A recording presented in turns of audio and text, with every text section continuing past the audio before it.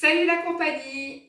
Actuellement, on vit des petits moments compliqués. La boulangerie, il y a la queue de façon assez régulière. On n'a pas nécessairement envie de se mettre face au virus. Et ben moi, je vais vous laisser une recette que vous allez, je pense, apprécier parce que j'ai vu à quel point vous avez joué avec cette recette sur mon groupe. Donc, on va faire cette recette ensemble aujourd'hui. Une recette de baguette express. On va commencer. Par contre, cette recette, exceptionnellement, c'est une recette qui n'est pas encore sur Cookidoo. Elle va y arriver, ça c'est sûr, vu la fureur que ça fait sur les réseaux sociaux. Donc, comme vous pouvez voir, vous avez 3 écrans. Vous vous souvenez, là c'est Cookidoo, les recettes guidées. Là, moi, je vais partir sur une recette en mode manuel. Ça veut dire que tous les experts culinaires vont pouvoir utiliser le Thermomix aussi. Il n'y a pas que les personnes qui ne connaissent pas la cuisine. On va pouvoir s'adapter à tout le monde. Même l'expert culinaire peut se laisser porter. Donc voilà, on a le temps, la température et la vitesse.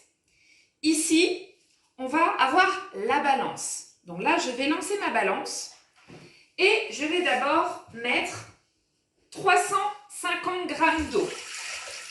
Moi, je l'ai mise tiède pour gagner du temps.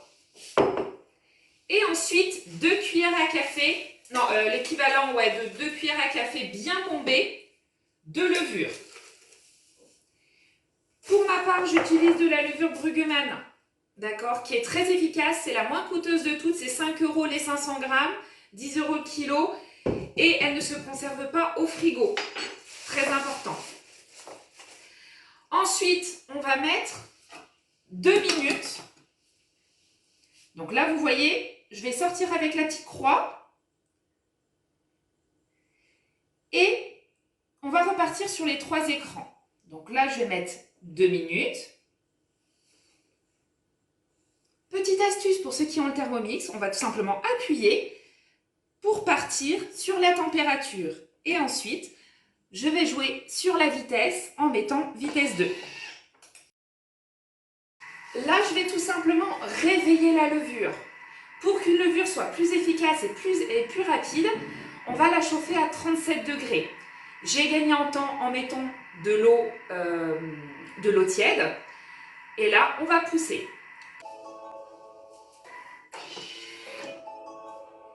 Ça y est, les 2 minutes sont terminées. La température de l'eau est bien montée à 37 degrés, ce qui m'a permis d'activer la levure.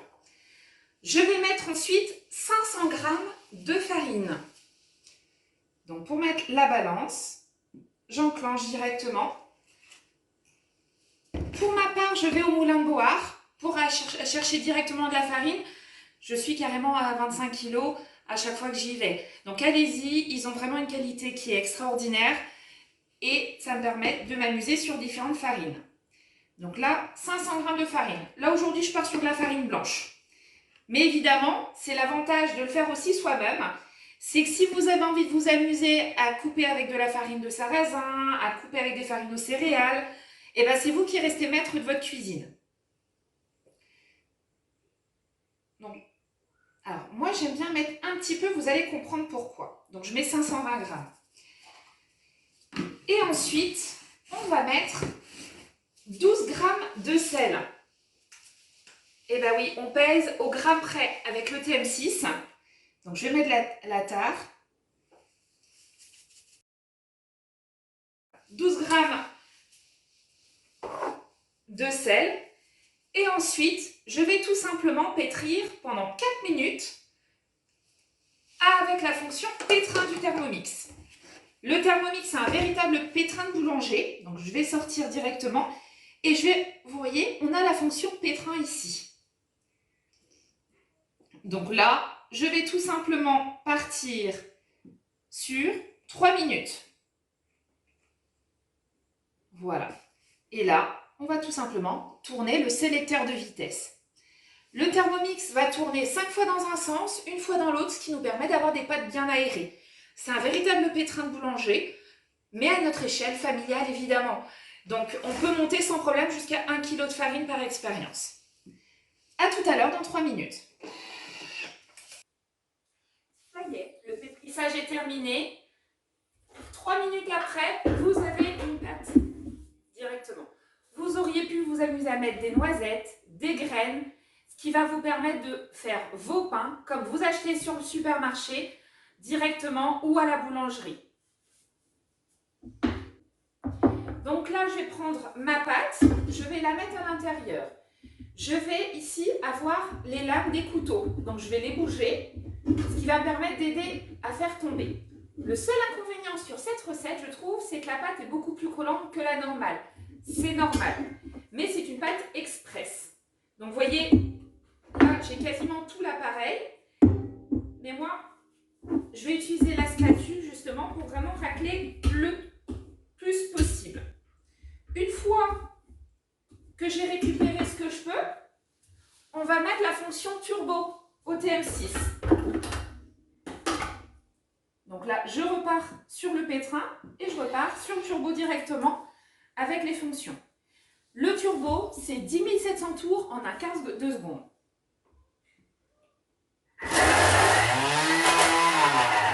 Voilà. La force centrifuge va faire le travail pour moi. Il va prendre toute la pâte qui est sur les côtés des parois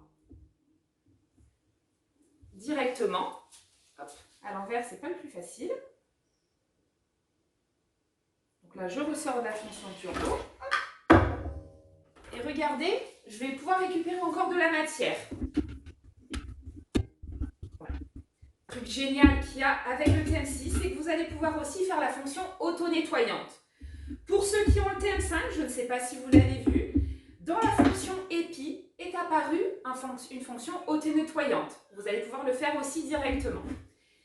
Donc là, pendant 20 minutes, je vais les mettre en pouces. Je suis en plein hiver, je vais le mettre à côté du radiateur ou à côté du poêle à bois. Je suis en plein été, je le mets sur la baie vitrée avec la réverbération du soleil. 20 minutes, 7. À tout de suite.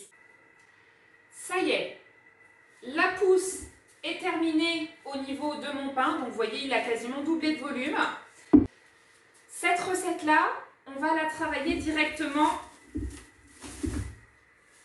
à la spatule, de la spatule au plat. On ne le façonne pas. Elle est beaucoup plus collante. On peut prendre un petit peu de farine, histoire d'éviter trop de soucis. Mais c'est vrai que ce n'est pas une recette qui va se façonner. On a le moule à travers, mais on peut utiliser des moules à baguettes ou tout simplement une plaque de papier cuisson où vous ferez un petit pli. Alors, là, vous voyez, je vais utiliser ma spatule, regardez, pour couper la pâte et pour la mettre directement dessus. Voilà. La texture de la pâte va être en fonction aussi de la farine que vous utilisez. Donc, on essaye de l'étirer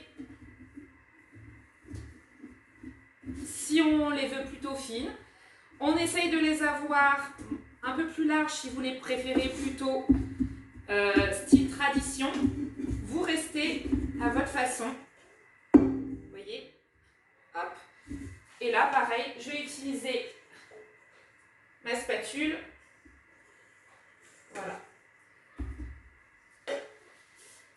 N'hésitez pas à jouer avec un petit peu plus de farine pour avoir la texture que vous préférez, mais attention de ne pas trop l'alourdir. Ça reste des baguettes. Donc vous voyez, il y a eu pour 20 minutes de pouce, un peu moins même, parce que moi je l'ai mis directement devant le four que j'avais préchauffé. Donc le four est préchauffé à 220 degrés.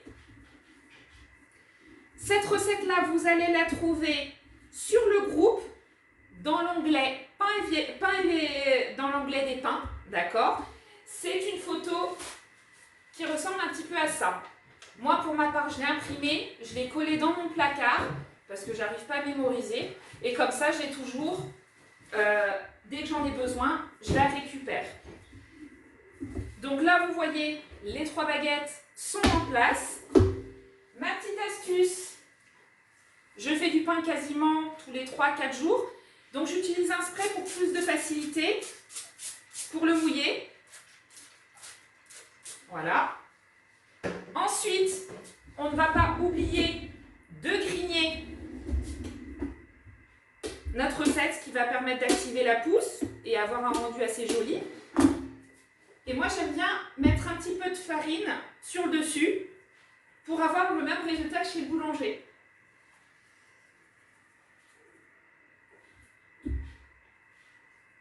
Voilà. C'est simple comme bonjour. Vous voulez mettre des graines, vous voulez mettre du sésame, du cacha dessus. Et bien, chaque baguette aura aussi sa personnalité.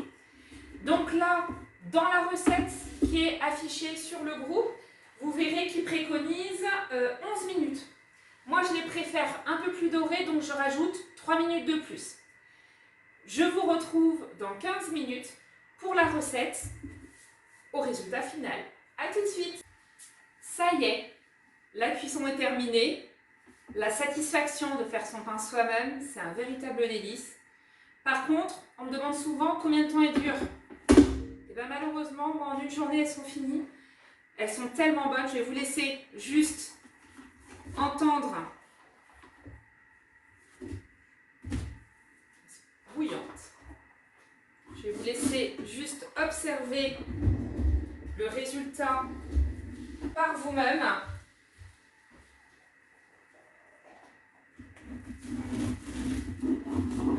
Et ce qui est plus dur, c'est d'y résister. Donc là, regardez, vous avez une belle mie. Vous allez avoir, avec du pain, avec du beurre, directement, des recettes qui vont être juste top. N'hésitez pas à utiliser ces recettes-là en cuisson à 12 minutes pour faire vos panini aussi. Ça, c'est génial. Mais aussi vos baguettes express, vos baguettes apéro. Tout ça directement en moins d'1 heure, directement dans votre cuisine, avec les économies, la facilité, la rapidité grâce à votre TM6. Mais aussi, cette recette peut se faire bien évidemment avec votre TM5 ou votre TM31. N'hésitez pas à revenir vers moi si vous avez besoin de plus de renseignements et ça sera avec grand plaisir pour échanger autour de différentes recettes. À très bientôt pour de nouvelles recettes et pour de nouvelles aventures culinaires. À bientôt, au revoir.